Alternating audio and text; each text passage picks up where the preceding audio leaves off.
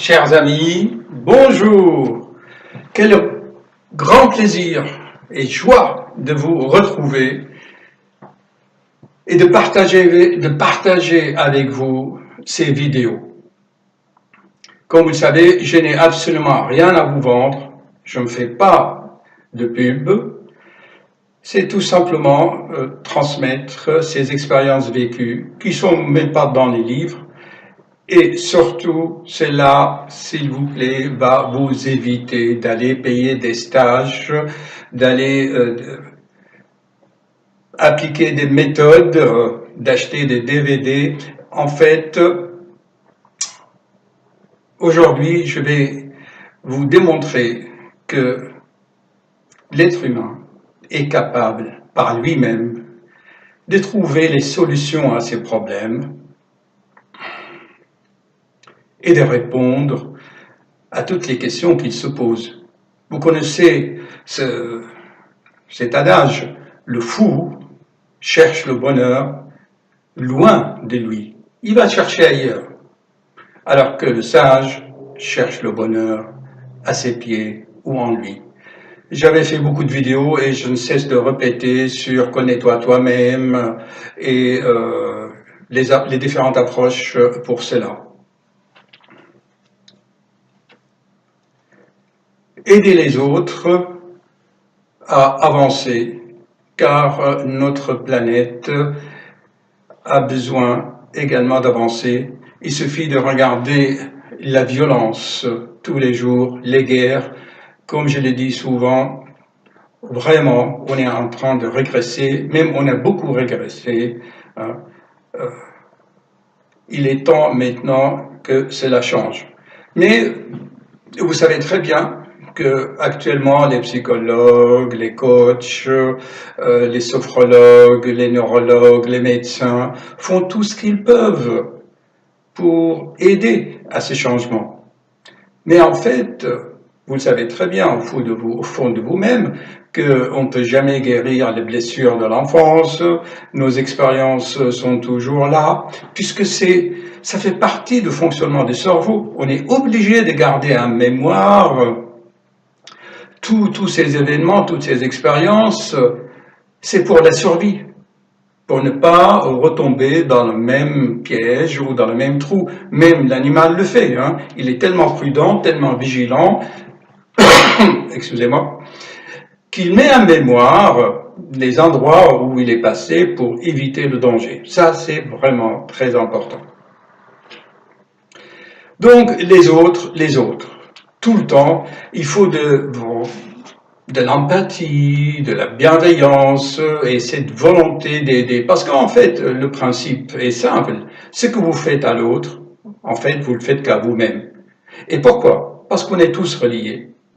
On appartient tous à cet océan de conscience cosmique, de conscience collective, et chaque individu, lui aussi a une partie de cette conscience qui est la conscience individuelle et qui peut rentrer en résonance avec cette grande conscience collective.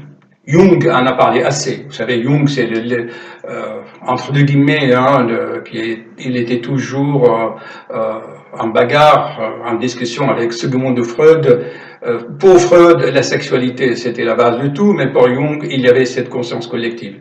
Il avait fait ses propres expériences.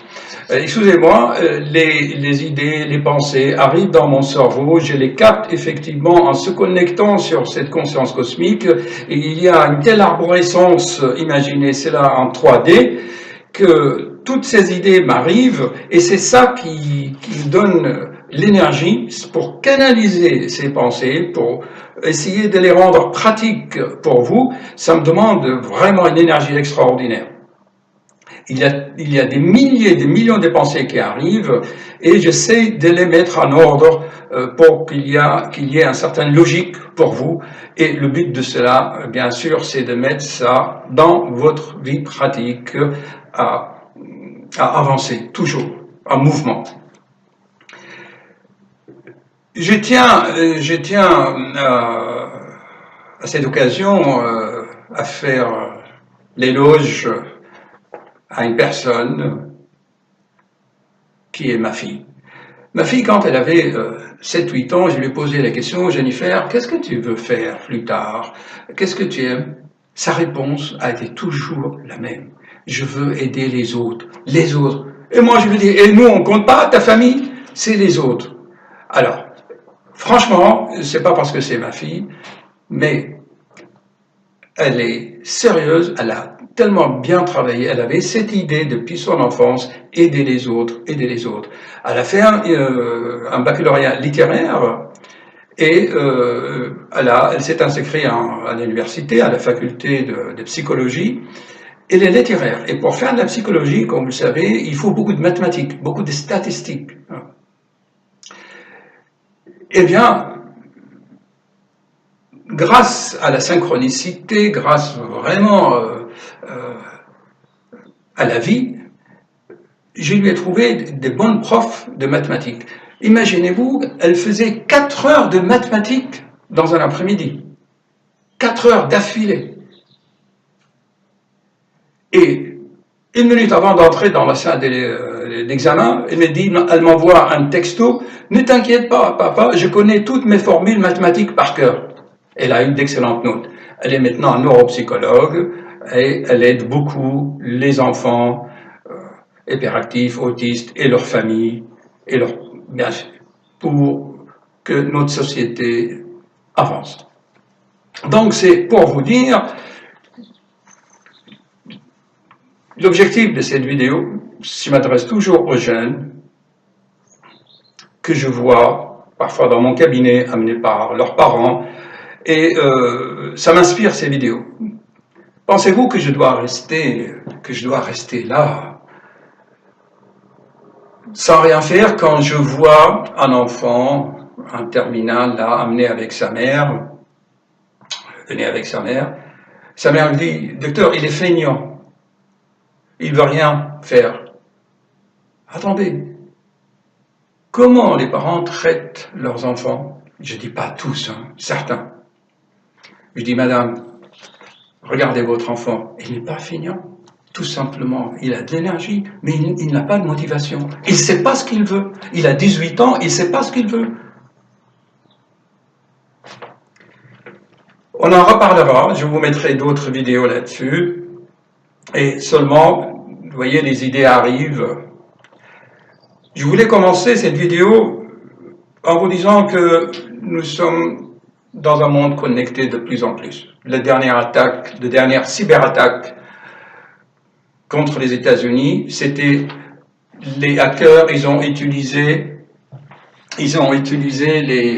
justement les objets connectés pour envoyer des mails et bloquer les sites aux États-Unis. Donc, l'être humain, actuellement, il est très connecté, pour ceux qui veulent bien. Il a inventé les ordinateurs, les machines, les vaisseaux spatiaux. Donc, sachez que l'être humain reproduit technologiquement ce qui est en lui. Inconsciemment, il sait que son cerveau fonctionne comme un microprocesseur, comme un ordinateur. Il le sait au fond de lui-même. Donc, il ne peut que reproduire sa propre fonctionnement. Et là, ça m'amène à vous parler de la loi d'affinité. Grâce à cette loi cosmique, bien expliquée dans le message de Graal d'Abderrachid, il vous dit ce qui se rassemble, s'assemble. Et vous pouvez appliquer cette loi dans votre vie pratique de tous les jours si vous voulez connaître quelqu'un. Si quelqu'un, par exemple, il vous parle tout le temps de mensonges, où les gens ne sont pas honnêtes, eh bien, c'est qu'il a le logiciel de mensonge en lui. Sinon, comment peut-il le savoir? Donc, voyez-vous, la parole humaine, ou ce qui fait l'être humain, c'est un reflet de ce qu'il est en lui-même. Donc, chaque mot prononcé par l'être humain le dévoile. Il ne peut jamais cacher ses pensées. J'ai fait une vidéo sur le cerveau du menteur. En fait, le menteur, à un moment donné, il se mêle les pinceaux, il ne sait même plus ce qui est vrai, ce qu'il a dit ou ce qui est mensonge. Donc, grâce à cette loi aussi, vous allez trouver la solution à vos problèmes.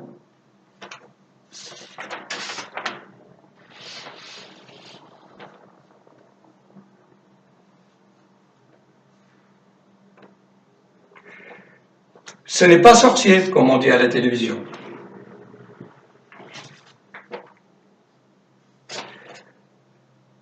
Cette loi d'affinité, les grands savants l'ont beaucoup utilisée.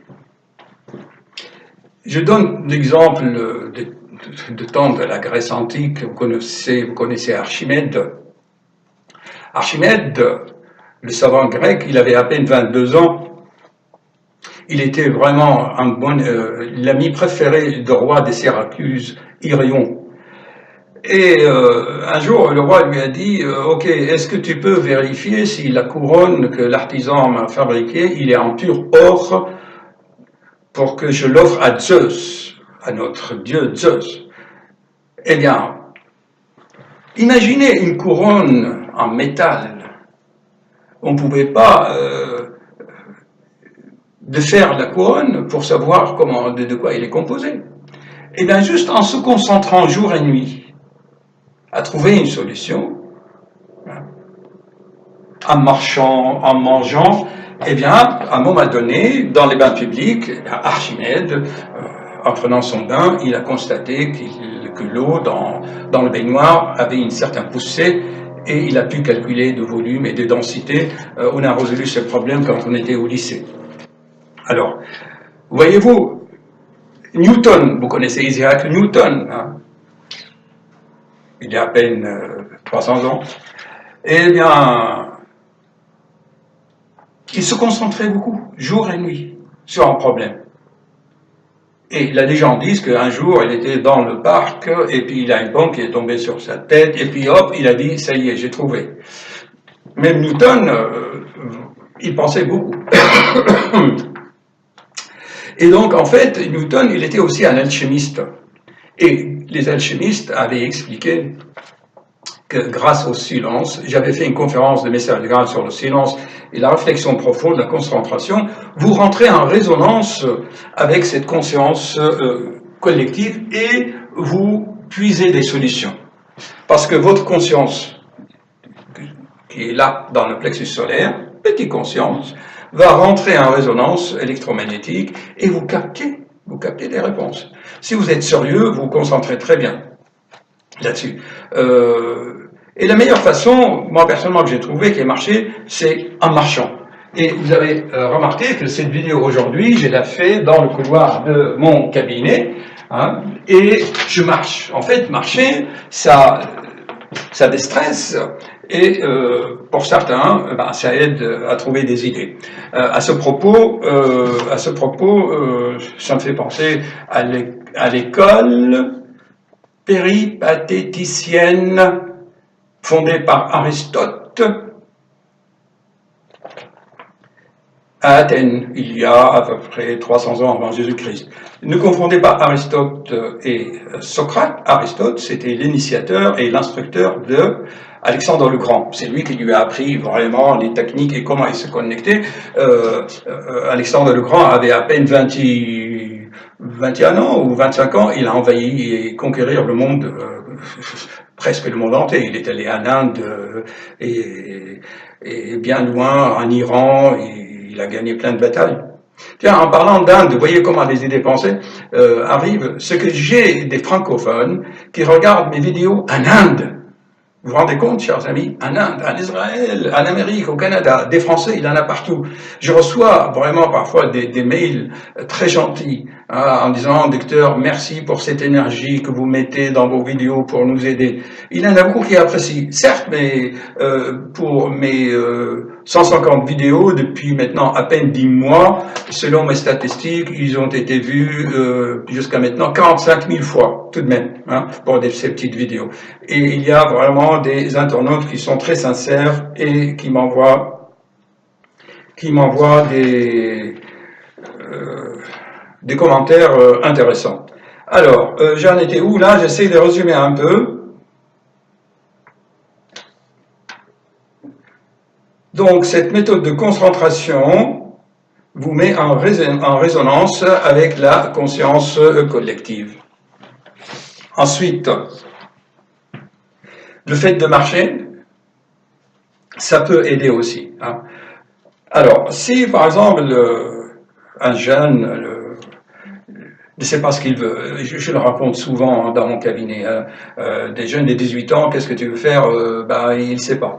Alors le problème se présente de la façon suivante, soit le jeune il ne sait pas ce qu'il veut, et à ce moment-là, il n'est pas guidé, il voit les psychologues, il rentre ensuite en conflit avec ses parents l'obligent allez, va travailler, ne reste pas à la maison en train de faire tes jeux vidéo, ou sinon, excusez-moi, les parents, parfois j'ai vu cette mère qui dit à son fils, tu feras ostéopathe. Tout de même, l'enfant, vous vous rendez compte la souffrance qu'il a. Alors, pour vous donner encore des images, si vous voulez, celui qui veut comprendre la notion de la conscience collective et les archives akashiques, il faut imaginer l'holographie. Est-ce que vous connaissez le principe de hologramme? L'hologramme, si vous voulez, c'est que sur la plaque photographique ou sur l'écran, il n'y a pas d'image en fait, il n'y a que des ondes. Hein. Imaginez que vous jetez plusieurs cailloux dans l'eau et ça fait des ondes. Il y a l'interférence de ces ondes. Ensuite, on projette un rayon laser sur la plaque. Eh bien, il y a une image en tridimension qui sort. Eh bien, sur la plaque photographique où il y a les ondes de l'hologramme, eh bien, chaque partie de la plaque contient toute la photo. Donc, tout est en tout, en fait. Je vous invite vivement à vous documenter sur le principe de l'holographie, je ferai des vidéos là-dessus. Et c'est ainsi que ça fonctionne, la conscience collective. Hein. C'est que notre conscience rentre en résonance avec la conscience cosmique selon le paradigme holographique. Le paradigme holographique. Et on trouve des solutions à ces problèmes en faisant entière confiance à la vie.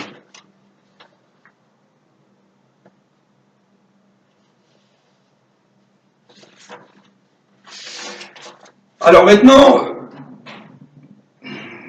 le problème de l'être humain, c'est que ce que je propose, si vous voulez, c'est trop simple, mais pas simplé. Trop simple pour être vrai. Hein, parce que je ne propose pas de méthodes sophistiquées, je ne propose pas des stages, ni des livres, ni de chanter des mantras. C'est tellement simple hein, que la vanité et la complexité de l'intellect n'admet pas cette simplicité. Pourtant, qui donne d'excellents résultats hein, pour ceux qui l'appliquent. Hein. Pourquoi? Il suffit de lire le Petit Prince. Hein. Le Petit Prince, Antoine Saint-Exupéry dit que les adultes intellectuels aiment les chiffres, aiment ce qui est compliqué. Allez chercher le secret de renard dans le Petit Prince et vous saurez ce que vous voulez dans cette vie. Parce que j'estime que la vie a donné à chacun une mission sur cette terre, à faire quelque chose. Je l'ai répété souvent. De l'histoire des jeunes Hollandais qui a failli s'étouffer par un sac plastique en plastique quand il nageait pendant ses vacances en Grèce. Hein, et au retour de son pays, il a décidé de créer une société et grâce aux réseaux sociaux, il a acheté des navires, il est en train de dépolluer les océans des sacs en plastique. Alors, comme je le répète souvent, hein, c'est que à chaque génération, il a les moyens qu'il faut. Donc, c'est tellement simple ce que je propose que les gens trouvent, ce n'est pas assez sophistiqué. Hein. Je vois sur YouTube des gens qui font des conférences. Alors, utilisent les grands mots techniques, avec des schémas, des courbes, des montages vidéo, tout ça pour montrer que c'est la vanité, tout ça. Hein, pour montrer que c'est... Et l'être humain, les autres, les regardent en admiration. Voilà. Alors, vous voyez, en marchant comme ça, la vidéo prend un aspect dynamique. Donc, je vous ai parlé, là, je regarde de la plupart d'idées que je voulais vous transmettre. En pratique, donc, vous dites, oui, mais ce docteur, qu'est-ce qu'il nous raconte, de quoi il se base, d'où il a cette connaissance, mais je vous dis, c'est la vie, hein, ok?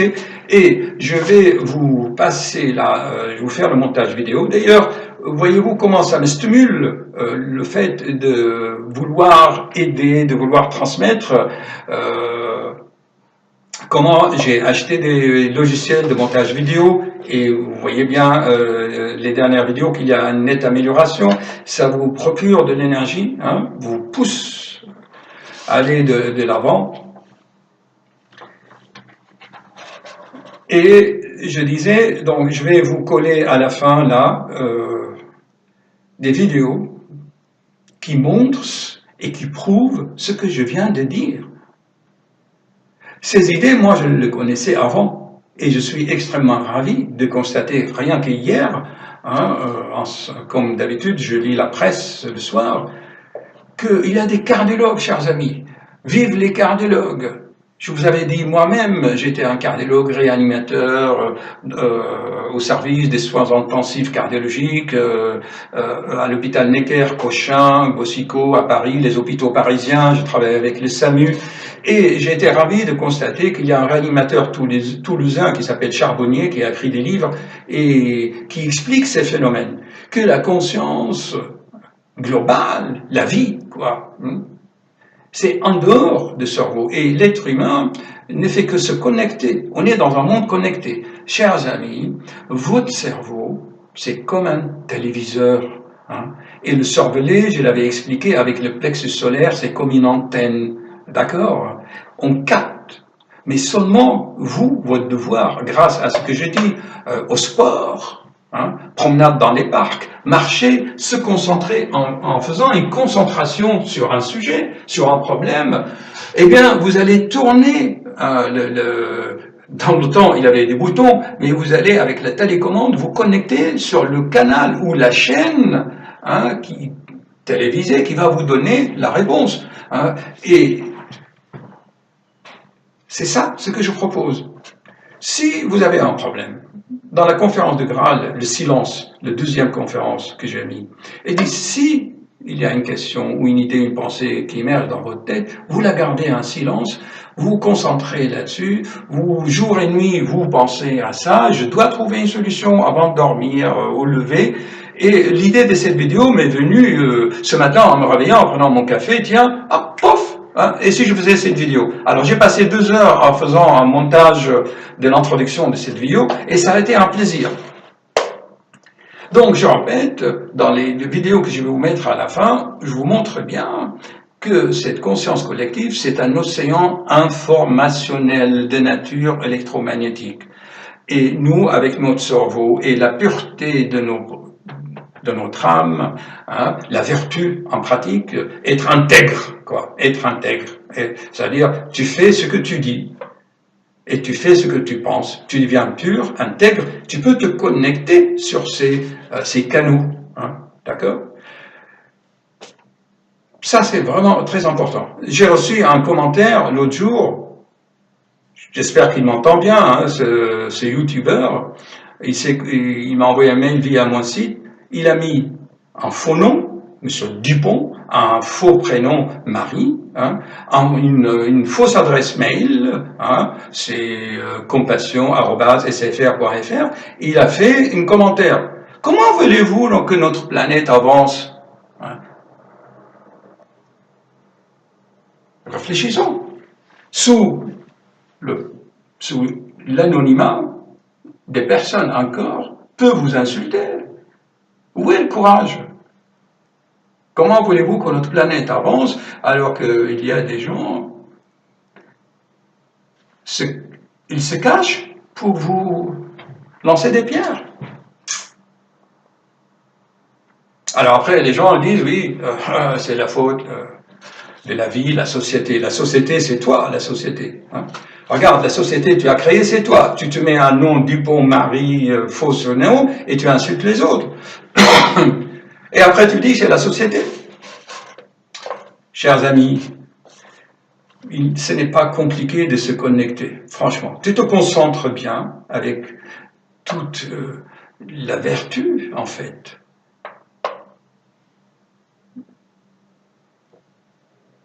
Il ne faut pas dire ce que tu ne penses pas. Et tu fais ce que tu as dit, ce que tu as promis. Voilà, chers amis, je vais vous faire le montage à ce que je viens de dire avec l'anesthésiste réanimateur charbonnier et un autre savant. Voilà, ainsi vous avez vraiment une vidéo qui peut vous aider dans la vie pratique.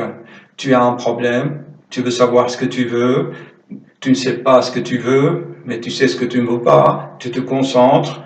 Avant de dormir, tu te concentres, tu vas dans la forêt, dans le parc, tu te concentres, même en faisant tes jeux vidéo, tu te concentres à la question et dans ton sommeil ou le lendemain, maximum au bout de 3-4 jours, la solution, il t'arrive et tu sais ce que tu dois faire. À bientôt.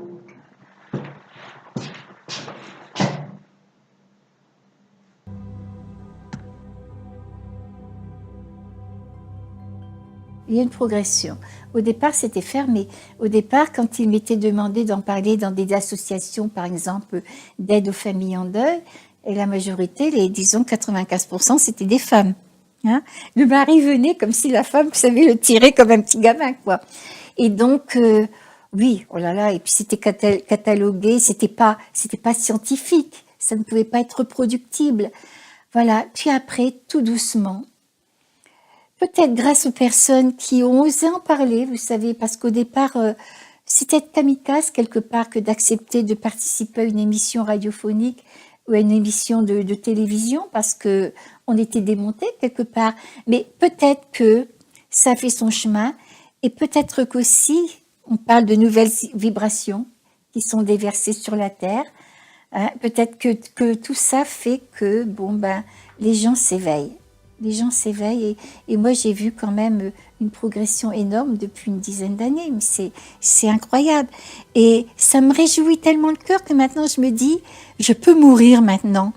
Parce que j'ai le bonheur d'avoir vu cette évolution, quoi. Je ne pensais pas voir ça, je ne pensais pas.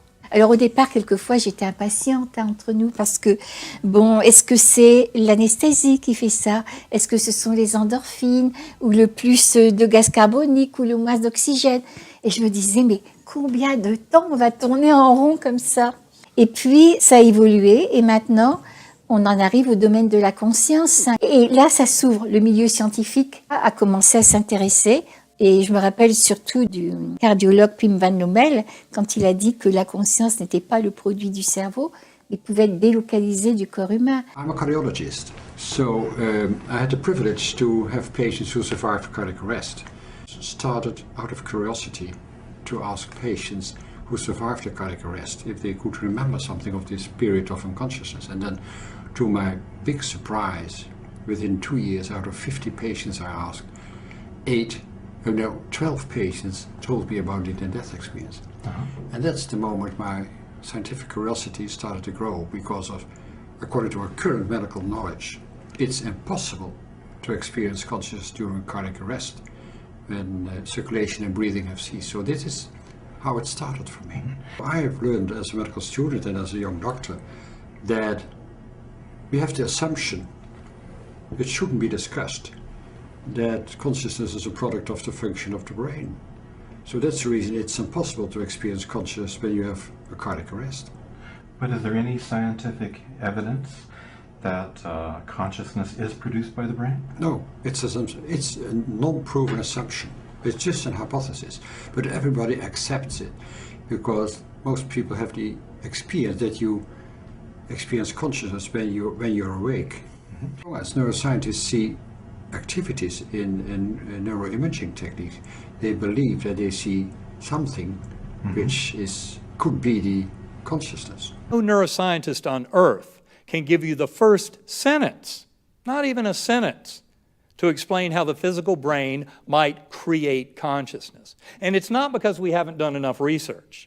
You know, the 1990s were the decade of the brain, and Obama has recently earmarked a significant amount of federal funding to additional study the brain. The more we study the brain, the more we realize it does not create consciousness. On est face à une phénoménologie inexplicable. c'est d'accord, elle ne rentre pas dans nos dogmes scientifiques. Qu'est-ce qu'on fait?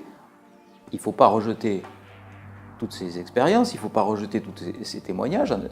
C'est un prétexte un peu court, en disant qu'on ne comprend pas, donc on exclut. Il faut au contraire proposer un autre modèle. Le modèle que je propose sera valable jusqu'à ce qu'un autre phénomène vienne le contredire. Voilà, je crois que c'est comme ça qu'on doit avancer quand on est un scientifique. Et je dis qu'aujourd'hui, il n'y a aucune explication rationnelle, matérialiste à ces expériences et qu'il faut donc changer de modèle de pensée, changer de modèle d'explication de la conscience. On va dire les cerveaux du corps sont des magnifiques machines pour recevoir la conscience. La conscience est comme une substance invisible qui remplit l'univers. Les physiciens quantiques disent sans la notion de conscience, on ne peut pas comprendre comment fonctionne l'univers. Les physiciens les plus modernes, qui ont des prix Nobel de physique. Donc la conscience, finalement, c'est quelque chose d'extérieur au cerveau. Le cerveau a besoin de la conscience pour vivre, mais la conscience n'a pas besoin du cerveau pour vivre. On prend souvent l'image du fait que le cerveau, c'est comme un poste de télévision qui peut recevoir la conscience, la traiter aussi un peu à sa manière et lui renvoyer de l'information, donc interagir avec la conscience. Alors qu'est-ce qui se passe quand un poste de télé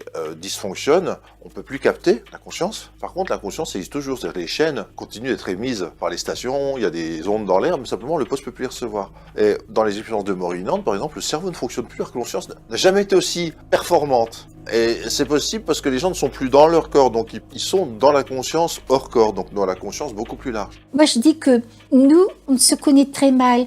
On a un corps physique, on dépend de nos 5 sens, et puis c'est tout. Mais on n'est pas que ça. Sur un autre plan, on est infiniment plus, et donc on a plein de possibilités. Si le corps arrive à vivre à d'autres fréquences, il n'est pas étonnant qu'on ait des expériences qui correspondent à des facultés qu'on a sur d'autres plans. Bon, le grand danger dans tout ça, c'est d'expérimenter de telles expériences simplement pour dire j'ai vécu ça, j'arrive à faire ça, vous voyez ceci. Là, c'est encore l'ego. Là encore, c'est l'ego qui s'accapare de ça.